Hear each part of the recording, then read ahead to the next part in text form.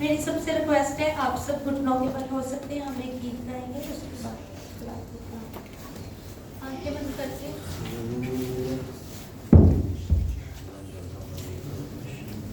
क्या सबको यकीन है कि जहाँ पे खुदा यीशु मौजूद है, तो जहाँ पे खुदा यीशु मसीह मौजूद होता है वहाँ पे उसका तख्त लग जाता है। जब हम अंजील में देखते हैं जहाँ पे खुदा यीशु मसीह मौजूद होता था, वहाँ पे जो भी कोई परेशान होता था, कोई बीमारी में होता था, खुदा यीशु मसीह उसकी मदद करने को आ जाता था।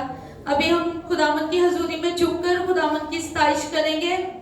अखियां चुकना हमें बल पहाड़ा, मदद लई सुनो पुकारा। अखियां चुकना हमें बल पहाड़ा, मदद लई सुनो पुकारा। मेरी मदद तो रब आपे आया, मेरी मदद तो रब आपे आया, जिसने धरती आकाश बनाया, जिसने धरती आकाश बनाया। तेरे पैरां नूं देवे खलाड़ा, मदद लई सुनो पुकारा। अखियां चुकना हमें बल पहाड़ा, मदद लई सुनो पुकारा। तेरा राखा ना कभी उंगलावे, तेरा राखा ना कभी उंगलावे। मेरे रब नूं निदर भी ना आवे, मेरे रब नूं निदर भी ना आवे। इस्राएल दिया रखवालो तारा, मदद लई सुनो पुकारा। अखियां चुकना हमें बल पहाड़ा, मदद लई सुनो पुकारा।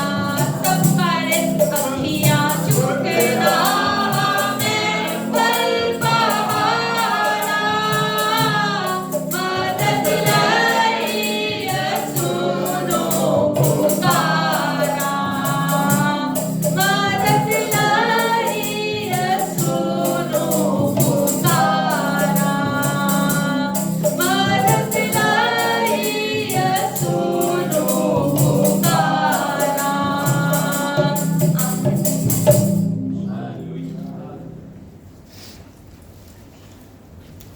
खुदावंद के कलाम मुकद्दस में से हम देखते हैं कि जब दाऊद कहता है, मैं अपनी आंखें पहाड़ों की तरफ उठाऊंगा, मेरी कुम्मत कहाँ से आएगी। हम खुदा के कलाम मुकद्दस में से देखते हैं गिनती उसका 22 बाब और उसकी 41 आयत में हमें यहाँ पे पता चलता है कि जब बिलाम ने बिल्कु को बुलाया कुर्बानी देने के लिए, और उसने कहाँ पे उसको बुलवाया था, पहाड़ पे बुलाया था, ताकि वो वहाँ पे कुर्बानी भी गुजराने और इसराइल पर कर्ज भी करें। तो जो अन्य जाति के लोग थे, हम जब बाइबल में से पढ़ते हैं तो वो पहाड़ों पे कुर्बानी देते थे। हम बाल की देखते हैं, बाल की जब मूर्ति पूजा थी वो कहाँ पे, उसके जो घर थे, जब मंदिर बनाए थे वो कहाँ पे थे, पहाड़ों पे थे। इसी तरह हम और भी देखते हैं, जब मूसा जब खुदा से दुआ करने के लिए गया था तो कहाँ पे गया था, पहाड़ पे गया था। और फिर हम जब सैमुएल की लाइफ के बारे में देखते हैं, सीखते हैं किताब मुकद्दस में से, तो वहाँ पे लिखा है कि जब साउल ने मूसा से मिलना था तो उसने पूछा था किसी से कि सैमुएल मुझे कहाँ पे मिल सकता है, तो बताया गया था कि जल्दी कर, वो पहाड़ पे है। एलिया के बारे में भी जब हम पढ़ते हैं तो वो पहाड़ पे दुआ कर रहा था। तो ऐसे ही दाऊद क्या है कि दाऊद मुसीबत में है तो वो ढूंढ रहा है कि वो ये सोच रहा है कि जो खुदा है वो पहाड़ों में रहता है। वो खुदावंद को ढूंढ रहा है कि मैं अपनी आंखें पहाड़ों की तरफ लगाऊंगा। वो रो रहा है, वो प्यासा है खुदा का। मगर जब वो दुआ करता है, खुदा की हजूरी में जाता है, खुदा को ढूंढता है, तो वहां पे उसे फिर उसे आंसर मिल जाता है कि मेरी कुम्मक, मेरी मदद, मेरी सहायता कहाँ से है? यहोवा से है, जिसने किसको बनाया? आसमान और जमीन को पैदा किया। और इसी तरह जब हम इसकी तीसरी वर्ष को पढ़ते हैं, यहाँ पे लिखा है वो तेरे पाँव को फिसलने ना देगा, तेरा मुहाफिज ऊँघने का नहीं। जब हम खुदा के कलाम मुकद्दस यूहन्ना 16 बाब और उसकी 33 आयत, जॉन 16 चैप्टर और 33 वर्स, वहाँ पे लिखा है खुदा यीशु मसीह ने उनसे कहा कि मैंने तुमसे ये बातें इसलिए कही कि तुम मुझ में इत्मीनान पाओ। दुनिया में दुख उठाते हो, खातर जमा रखो, मैं दुनिया पर गालिब आया हूँ।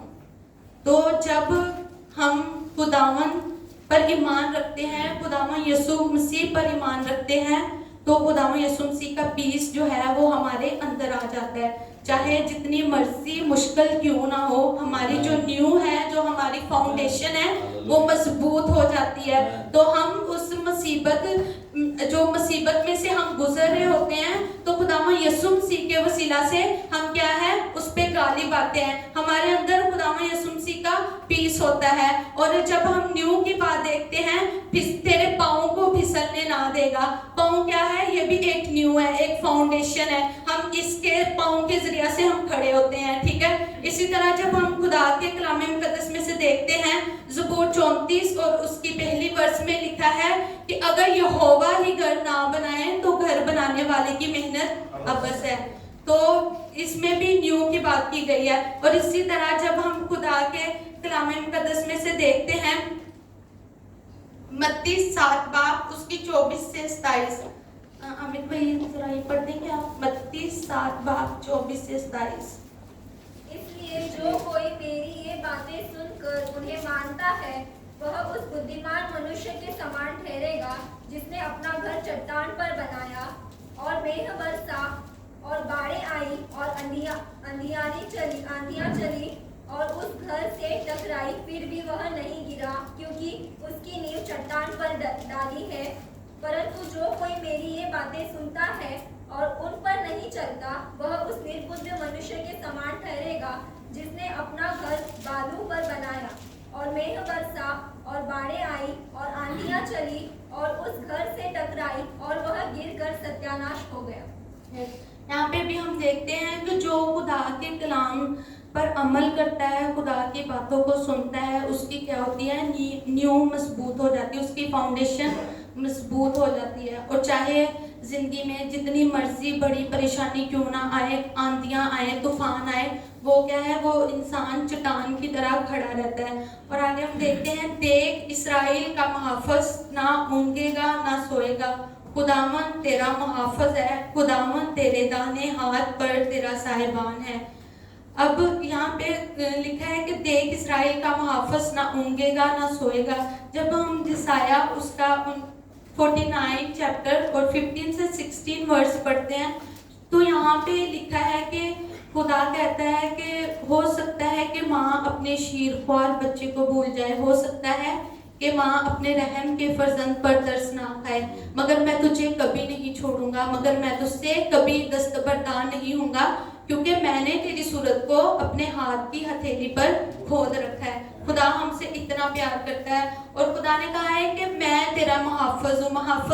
मुहाफिज जैसे कि इंग्लिश में से वॉचमैन कहते हैं कि जो खुदा की है वो नज़र हमेशा अपने लोगों पर लगी रहती है। जब हम ज़बूर 34 और उसकी 15 वर्स को पढ़ते हैं, तो वहाँ पे लिखा है कि जो खुदावन की आंखें हैं वो सादगों पर लगी रहती है। तो जो खुदा है वो हमारी तरफ उसकी आंखें लगी हुई है। जब हम दुआ करते हैं तब भी खुदा हमारी तरफ देखता है। जब हम रोज़ा रखते हैं तब भी खुदा अलर्ट हो जाता है कि ये मेरी बेटी है, ये मेरा बेटा है। खुदा की आंखें हमारी तरफ लगी हुई है। और इसी तरह जब हम रात को उठते हैं और रात के किसी एक पहर में उठकर खुदा के आगे झुकते हैं तो तब भी खुदा उसको देख रहा होता है। खुदा अलर्ट है, खुदा की आंखें हमारी तरफ लगी हुई है। और वो क्या है, हमारे साथ साहिबान की तरह रहता है। साहिबान क्या है, एक शैडो है। जैसे कि हम धूप में चलते हैं, हम थक जाते हैं, फिर भी हम ढूंढते हैं कि कोई हमें साहिबान मिल जाए जिसके नीचे हम खड़े हो जाएं। तो खुदा हमारे साथ कैसे रहता है, साहिबान की तरह रहता है। खुदा चाहता है कि हम कभी भी गिव अप ना करें। खुदा कभी भी नहीं चाहता कि हम हार माने। और इसी तरह आगे लिखा है, ना आफताब दिन को तुझे जर पहुंचाएगा, ना महताब रात को। तो खुदावंद कहता है कि जो दिन में आने वाली मुश्किलात हैं जो कि हमें नजर आती है, एक्सीडेंट या ऑफिस में कोई भी ब्लेम लगना या जो भी चीजें हैं, या रात को जो कि बैड स्पिरिट होते हैं, जो विचक्राफ होते हैं, उससे भी खुदा हमें महफूज रखता है। और आगे लिखा है कि खुदावंद हर बला से तुझे महफूज रखेगा, वो तेरी जान को महफूज रखेगा। खुदावंद तेरी आमदोरफ्त में अब से हमेशा तक तेरी हिफाजत करेगा। हम इस ज़बूर में देखते हैं कि जो खुदा है, खुदा जिंदगी के हर एक हिस्सा में मुदाखलत कर रहा है कि जिंदगी के हर एक पोर्शन में, हर एक हिस्सा में मैं आपके साथ हूँ। जब हम इस कलाम मुक़द्दस को पूरे को पढ़ते हैं तो ये सब कैसे, खुदा कैसे हमारे साथ रह सकता है या कैसे वो हमारी हिफाजत कर सकता है ना। जब हम दाऊद की तरफ देखते हैं कि जब जाती जूलियत उसको मारने के लिए आया था तो दरमियान में वादी थी और दोनों साइड पे पहाड़ थे। जाती जूलियत के साथ फलस्तीन थे जो कि उसको सपोर्ट कर रहे थे, और जो दाऊद था उसके साथ इसराइल नहीं थे। इवन डैट उसके अपने भाई भी नहीं थे। और फिर दाऊद ने क्या किया, दाऊद ने पहाड़ों की तरफ देखा और उसने अपने दिल को बताया कि मेरी मदद कहाँ से आएगी, मेरी मदद खुदावंद से आएगी, और जिसने आसमान और जमीन को पैदा किया है। और जब उसने अपने दिल को बताया, जब उसने अपने दिल को समझाया कि जो मेरी मदद है वो मेरे खुदा से आएगी, तो खुदा ने भी उसके लिए कहा कि मैं तेरे पाँव को फिसलने ना दूंगा क्योंकि मैं तेरा मुहाफिज हूँ। और जब हम ज़बूर 91 पढ़ते हैं तो उसकी पहली वर्ष में लिखा है, जो हक ताला के पर्दा में रहता है वो कादर मुतलिक के साए में सुकूनत करेगा। ये ज़बूर मेरे ख्याल में सभी पढ़ते होंगे। इसमें भी हम देखते हैं खुदा के बहुत ज़्यादा प्रॉमिसेस हैं। तो उस प्रॉमिस से पहले जो पहली वर्स है उसमें अगर हम लाइफ गुजारेंगे तो वो सारे प्रॉमिसेस हमारी लाइफ में आएंगे। हम देखते हैं कि जो हक ताला के पर्दा में, मतलब जो खुदा के साथ क्लोज फेलोशिप में रहते हैं, जो खुदा से मोहब्बत करते हैं, फिर वो सारे प्रॉमिसेस खुदा के जिसमें है कि वो तुझे छुड़ाएगा, वो कोई वबा तेरे खैमा के नजदीक ना पहुंचेगी, वो तेरी बाबत अपने फरिश्तों को हुक्म देगा। खुदा के बहुत ज्यादा प्रॉमिसेस है, मगर क्या है, पहले जो उसके साथ फेलोशिप में रहता है, जो खुदा से मोहब्बत करता है। हम देखते हैं शमौन जो पतरस कहलाता है, उसने सबसे पहले उसने अपने ईमान का इकरार किया, ठीक है। और उसके अलावा उसी ने खुदा यीशु मसीह को कहा कि हम किसके पास जाएं, जिंदगी की बातें तो तेरे पास है। और उसी ने यही खुदा यीशु मसीह को कहा कि मैं तुझे नहीं छोड़ूंगा। तो खुदा यीशु मसीह ने फिर कहा कि मुर्ग के वांग देने से पहले तू मेरा इनकार करेगा 3 बार। तो हम यूहन्ना की तरफ देखते हैं, यूहन्ना क्या था, वो खुदा यीशु मसीह के सीने पे सर रख के सोता था, वो खुदा से मोहब्बत करता था। इर्समीन वो उसके सीने के सर रख के लेटता था, इर्समीन कि वो खुदा से बहुत मोहब्बत करता था, खुदा यीशु मसीह के साथ उसका एक क्लोज रिलेशन था। और जब खुदा यीशु मसीह सलीब पर जान देने के लिए खुदा यीशु मसीह को सलीब पे लटकाया गया, तो हम देखते हैं शमौन पतरस जो कि डर के भाग गया हुआ था। और मगर जो यूहन्ना था, यूहन्ना पास खड़ा था, इसीलिए खुदा यीशु मसीह ने यूहन्ना से कहा, देख तेरी माँ ये है। और फिर और इसी तरह माँ मरियम से भी कहा, देख तेरा बेटा ये है। एक इतनी बड़ी रिस्पॉन्सिबिलिटी खुदा यीशु मसीह ने किसको दी, यूहन्ना को, क्योंकि वो खुदा से मोहब्बत करता था। और भाई वो वर्स पढ़ते मुझे भूल गया है जिसमें लिखा है मोहब्बत सबसे अफजल है। गर्ज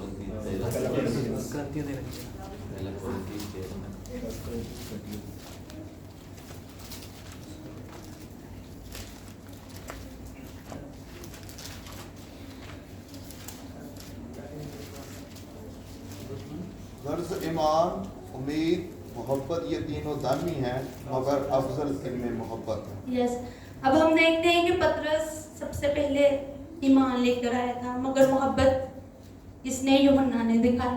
तो जब हमें भी चाहिए कि हम खुदा के साथ मोहब्बत करें। मोहब्बत हम कैसे कर सकते हैं? जब हम खुदा के साथ क्लोज फेलोशिप में आएंगे, जब हम खुदा के साथ बैठेंगे, जब हम खुदा के साथ बात करेंगे। और हम देखते हैं, हम प्रैक्टिस कर सकते हैं। जैसे कि मूसा जो था वो खुदा को देखना चाहता था और वो बार बार खुदा को कहता था कि मुझे आपको देखना है। जब हम प्रैक्टिस करेंगे फिर उसके बाद हम देखते हैं दाऊद की तरफ देखते हैं, वो हर एक छोटी बात के लिए खुदा की हजूरी में चला जाता था।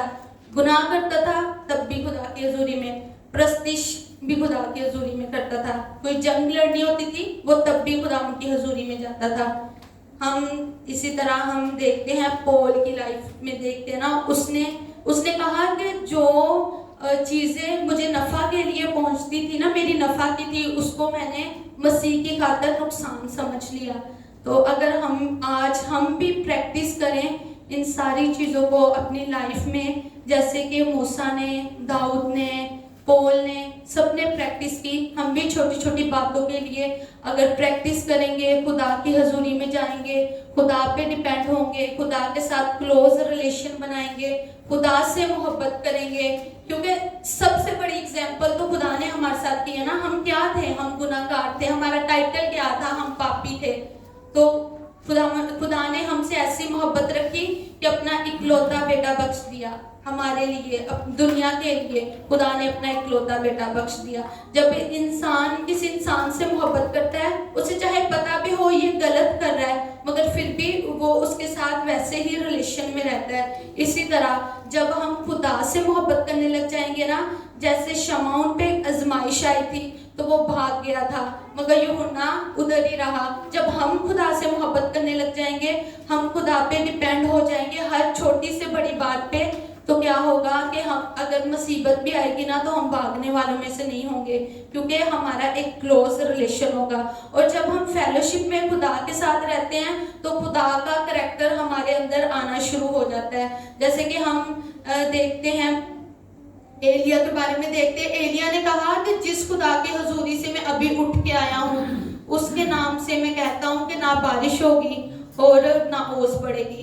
तो जब हम खुदा की हजूरी में झुकते हैं ना, तो हमारे अंदर खुदा का करैक्टर आना शुरू हो जाता है। और ज़रूरी है कि हम ज़्यादा से ज़्यादा कोशिश करें कि खुदा से मोहब्बत करें, खुदा की हजूरी में झुकें, खुदा के साथ फेलोशिप में रहें। और खुदा आप सबको बरकत दें।